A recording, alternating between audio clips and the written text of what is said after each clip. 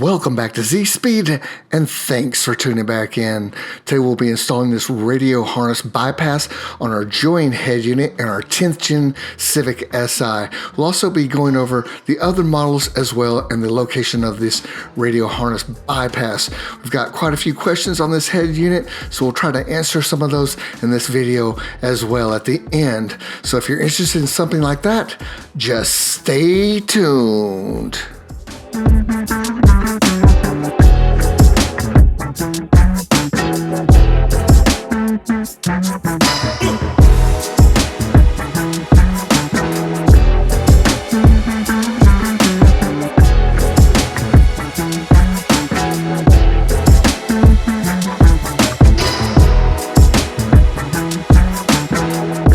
Alright, I'm assuming at this point you've already installed your Joying head unit, or you've just finished and now you want to place your radio bypass harness in, but you're not quite sure exactly where it is or how to do it. So I'm going to show you how to do it for the 2-door coupe and the 4-door sedan. It's not too bad. Let's go ahead and get started. We will need just a few tools to do this. You're going to need a 10 millimeter socket and a 1/4 inch ratchet right here. Here's your 10 mil socket, and we will need a little extension. It'll make it a little bit easier if you have one, and a plastic panel removal tool. Most of these come in a plastic form. I've got a aluminum one here because I'm removing so many panels at this point. I needed something really sturdy and that can hold up to a lot of panels. So I got this on Amazon. I'll leave a link if you're interested in that. But now we're ready to go ahead and get started on the install. Now we will have to remove the lower cushion area for the SI for sure. You might be able to get by without doing it on some of the other models. We'll kind of go over that in a minute, but for sure with the SI, this bottom cushion part has to come out. And the 10 mil bolt, there's only one holding this whole thing in. It's right in this area right here. That's why you need extension with your 10 millimeter 1/4 inch socket set up here. So once you locate it, and it's not too hard to find, just you might need a flashlight to look around in there, but once you spot it, this thing comes out real easily. And then once you grab that bolt out, we can go ahead and release the 2 tabs on the bottom of the seat area here. Okay, so you just saw me release the passenger side of the cushion, and it was pretty straightforward, very easy to get to. The clip's really close to the edge of the seat cushion here. I'm gonna come around here and show you a little more detail with the driver's side here. You should be able to feel the clip, grab a hold of the end, and then pull forward and lift up at the same time. That will release the cushion, as you can see right here. I'm gonna show you a little more detail in a second of the clips, but yeah, if you can't figure out where they're at with your hand, just stick your head down in there and you should be able to pull up on the cushion and spot them with your eyes. So hopefully you'll be able to feel it so you don't have to get your head way down in there to find it. Okay, now that the cushion's out of the way, let's take a closer look at this tab. It's very simple. Grab this with your fingers, pull forward this white part, and then lift up on the cushion at the same time. That will release it. So pull forward, lift up. Be careful not to put any weight on the cushion at that point because it'll just click right back in. You don't want to do that. And it's the same thing on the other side. Pull forward, lift up, and the whole thing comes loose. So the location of the radio antenna module for the SI, LX, or the EX is all on the same side. It's on the passenger side in the rear, by the rear seat area. This right here, this molding is specific to the SI since I have the 2-door SI manual version here. This molding is a lot longer. It'll be quite a bit shorter if you have the 4-door version, so you won't have this long piece of molding to remove. You can see I've got 4 tabs holding this down. There's one more tab that I'm not going to show you that's kind of keeping this thing attached down in here, but you don't have to completely remove it. You just have to lift up and break it loose. We just need to be able to work around this molding here, but it should be about the same for the 4-door, just a lot shorter. You can see I've got 1, 2, 3, 4 points of attachment that I broke loose, and there's one more holding it on.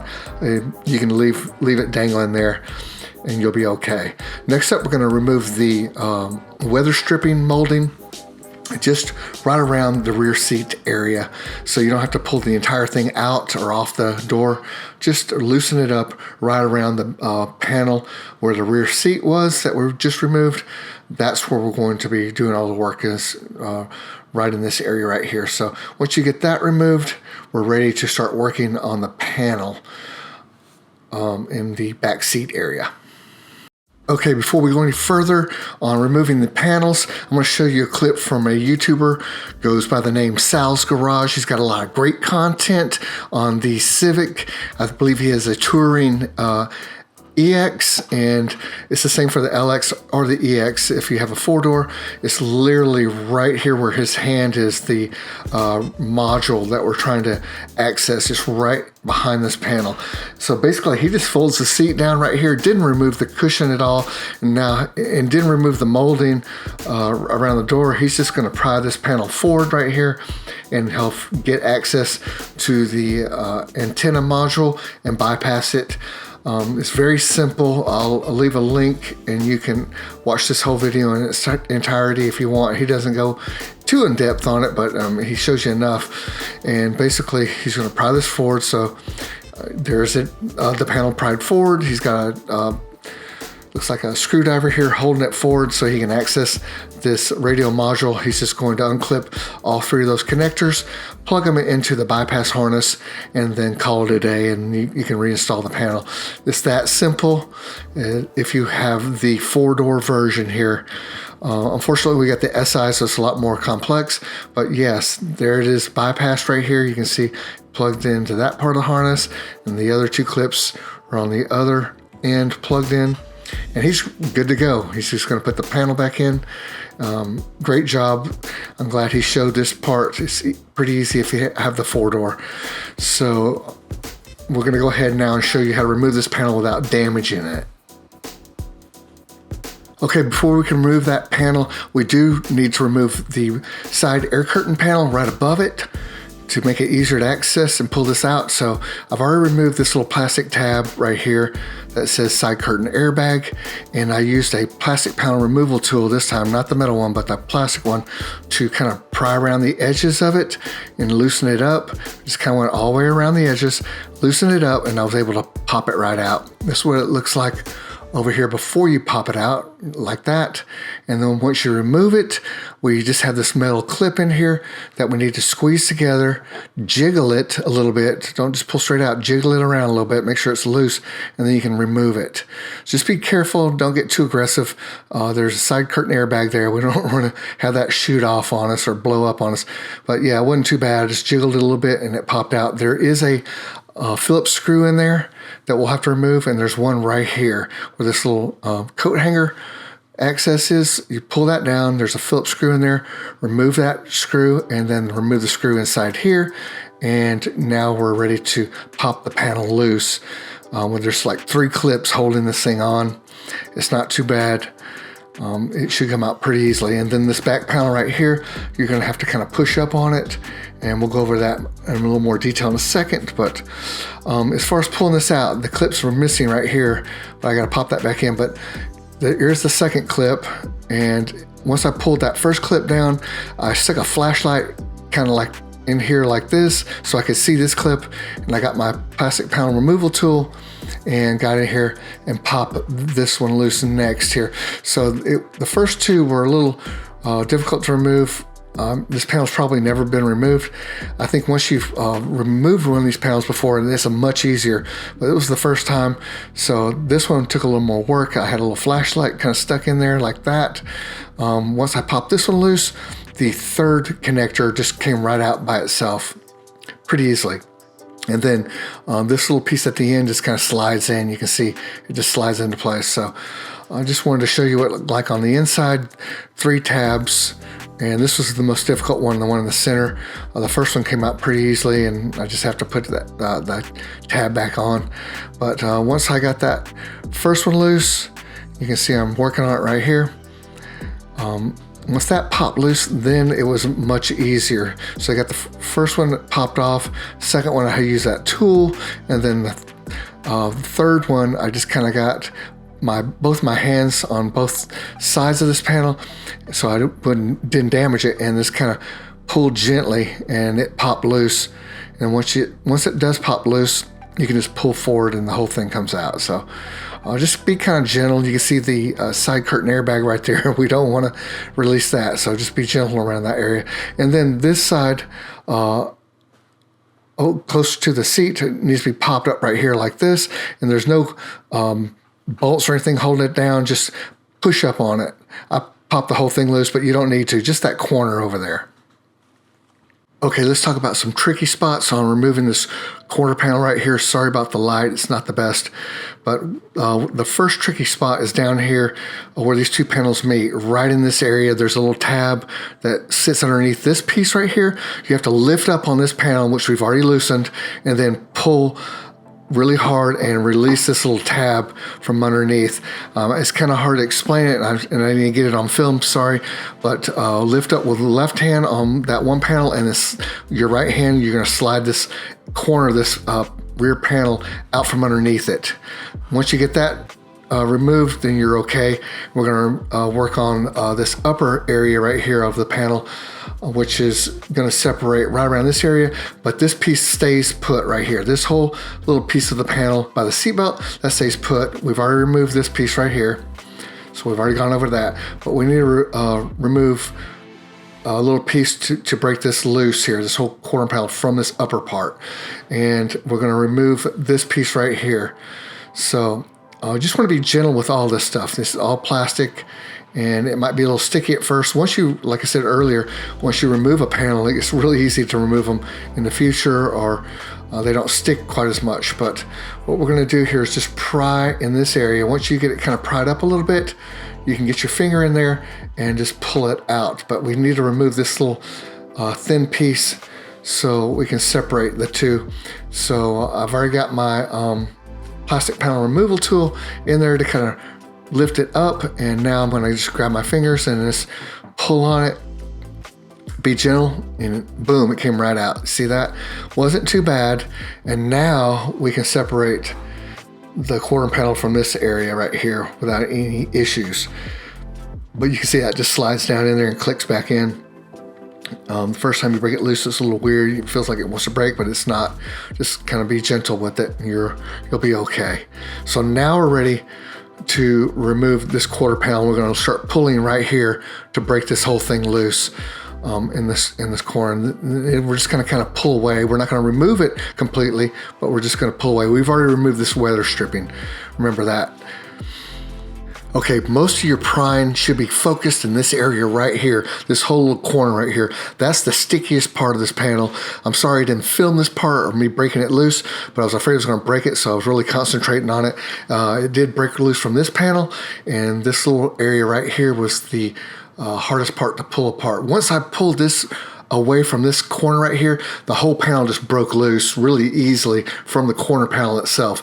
Remember, we've already removed this side air curtain panel right here, this one right here, and we pushed up on this corner right here. And what that did was give us a lot of play so we could move this quarter panel away from the inside of this corner panel, the metal part of the wall. And here's the prize.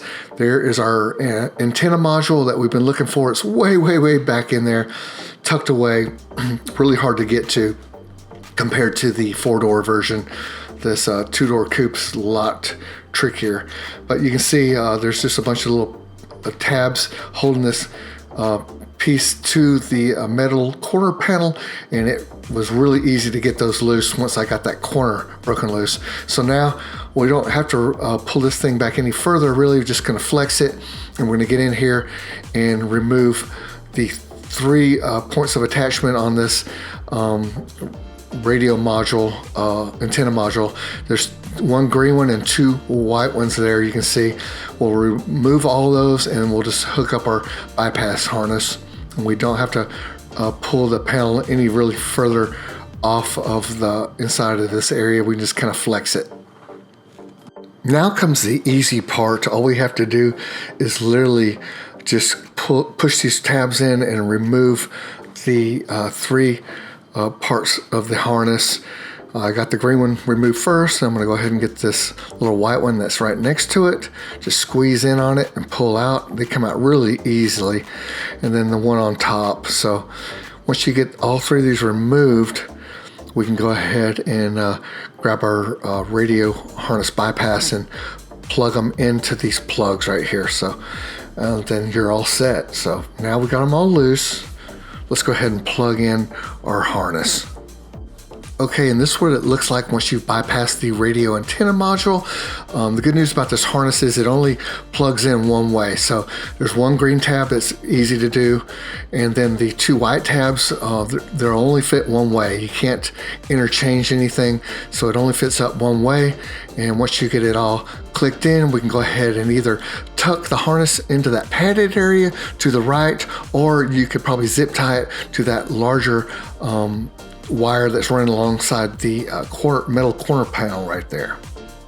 All right, now that we've got this radio harness bypass installed, your radio should sound crystal clear without any flaws. Mine does, so hopefully yours will sound great. We're going to finish up the video now with some of the most common questions I get on setting up this head unit and some of the features you get to keep and some that you might lose. I get tons of questions, and we're going to try to answer some of them now. Okay, one of the most common questions is, do you get to keep the TPS tire monitoring system? And the answer is no, unfortunately. You can purchase this little setup from Joying.com. This plugs into the back of your stereo head unit, and each one of these probes goes inside your tire, which means that you have to either have your tires removed and placed inside the tire, or you can wait till you get new tires and have this placed. I think it connects to the valve stem, but I'm not positive. I haven't really checked into it that well, or maybe it's inside the rim somewhere. But then you can monitor the tire pressure in real time, but otherwise you will no longer be able to monitor your tire pressure with like your old head unit did. So it's not a deal killer for me to get a better stereo, but if you're like me and you'd rather have a better stereo, then you can go old school method until you get this system, which is I think 50-60 bucks, I'm not positive, but this is a tire pressure gauge. Remember these? These things work great, been using them for years. I check my tire pressure 2-3 times a year. It's great. Of course, if you're losing pressure from a nail or some road debris, you're not going to be able to tell it until you start to hear your tire flapping or something. But otherwise, you can monitor your tire pressure with the good old school tire pressure monitor. Okay, another thing you may or may not have is some of these widgets. That's what I'm going to call these different functions that you can scroll through on your dash, like the turbo, PSI, fuel range, like stopwatch function, stuff like that. You get to keep a few of these. You get the average speed and elapsed time. You get the fuel economy thing, and you definitely get to keep the turbo gauge, which is my favorite because I like to monitor the PSI, but you may lose a couple others. So make sure before you put this new head unit in, you've added every widget possible, because I actually deleted one before I put this in, and that was definitely gone. I can't remember exactly which one it was. I think it was the light display for the rev monitor, but that's gone. But if you're worried about these, then you might not want to install this head unit, but it really wasn't a big factor for me, and I got to keep the turbo PSI monitor, which is my favorite. So consider that before you install this. Okay, another common one is, do you still have the steering wheel controls? And the answer to that is yes. You still get to use all your steering wheel controls, and there's a little screen in there when you go under setup to make sure that you can add or take away things if you want to. I'm not really going to go into that because all my basic functions worked as soon as I plugged it in. Being able to skip songs, go up and down with the volume, the phone call button, all that should work for you, no problem. So that's nice, and a lot of people were worried about that, but don't worry about that. You get to keep these functions. Okay, as far as settings goes, we're going to focus on, I think, what is the most important thing you need to do as far as setting up the head unit before you start tweaking anything else. Before I do that, I just want to show you that now the radio works great. All my stations pick up, no fuzz or buzzing noise. Everything's easy to access now. That wasn't the case before. Okay, so we're going to start off by going to vehicle settings. So I went the wrong way here. Let's try this again. Right here, vehicle settings in the corner. Hit that. You've got 6 categories on the left over here. That's the Wi-Fi we're in right now, but we're going to go down to factory, and the code is 3368. Enter. Sorry, it's a little blurry. It'll clear up in a second. But we want to go into car model. Before you do anything else, you want to go into car model and set this up correctly. Otherwise, you're going to have a lot of functions that aren't going to work. So you've got CAN box type, car brand, car model, and CAN box across the top. Yours may or may not have RZC, but that's what I chose, was RZC, because it gives me everything else I need. You may have to experiment in each of these subcategories to find exactly what you want, but mine is an older one, so RZC is the one I chose, and that gave me the car brand I needed, which is obviously Honda. So I chose RZC. You may have to shop around and look for another one if you don't have RZC. But then when you get to car brand, you should be able to get to Honda. Once you get to the car brand, you can go to car model. You obviously want to pick Civic. And if it doesn't have that category, you're going to keep searching until you find one that does. Now, this is a little hard to see here, but it says 2016 to 2021 high and low. I'm currently in the low, and that is for the models without an amplifier. I think it's like the LX. I think the LX does not have an amplifier, but the EX and the the SI does. So we're going to choose the 2016, 2021 high, and you do have a low option. So make sure you select the correct subcategory for your stereo. If you have the amplifier, you need high. If you don't, you need low. That will solve pretty much most of your problems here when it comes to functions that aren't working. If you do not have this set up correctly, a lot of your functions won't work at all. So start off by doing this, and then it'll make your life a lot easier as far as setting up your rear view camera and your camera for turning right. Everything will function a lot better if you get the category and car model and all that set up correctly first. Okay, now we're under the general category. We're going under mirror view on reverse image. That should be off. Make sure that's in off position. If you turn it on, what it's going to do is swap this image and put it on the opposite side of the screen, which you really don't want because it can be confusing when you're backing up if everything's backwards. So if it's on, then you can see that the image is now reversed. You don't want that, and unless you do want that, then you can turn it on, but make sure that's off, and you will eliminate that problem of when you go into reverse, everything's flipped. Okay, we'll finish up with the right-hand turn signal. Camera's not working, and I'm gonna show you how to fix that. Those 4 dots at the bottom of your screen right here, push that. That'll bring your apps up depending on how many apps you have. Scroll left until you get to the icon of vehicle settings, and then we're going to go under base info at this point, and you can't quite see the bottom of my screen, but the very bottom right hand part of my screen, you push that, and this will pull up this screen right here, and you have to have this right turn inner camera checked green.